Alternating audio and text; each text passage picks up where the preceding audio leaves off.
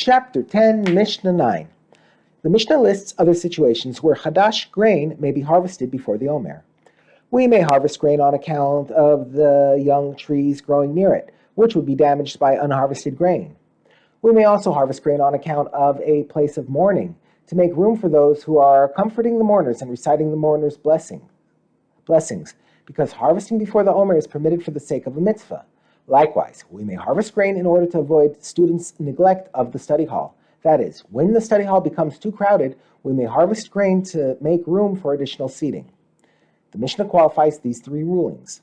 Although stalks of grain may be harvested before the Omer in the above cases, one may not make them into tied bundles. Rather, he leaves them in untied piles. The Mishnah details other leniencies in the Omer requirements. To fulfill the mitzvah of the Omer properly, the offering is to be brought from standing grain, i.e. attached grain that was cut specifically for the Omer.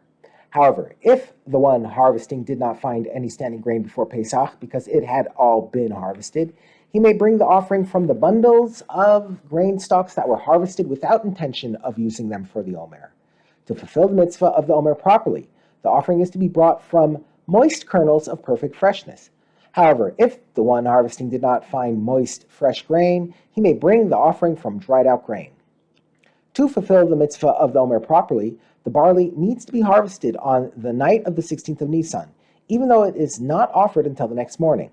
However, if it was harvested on the day of the 16th rather than on the previous night, the offering is valid, and the offering of the Omer overrides Shabbos.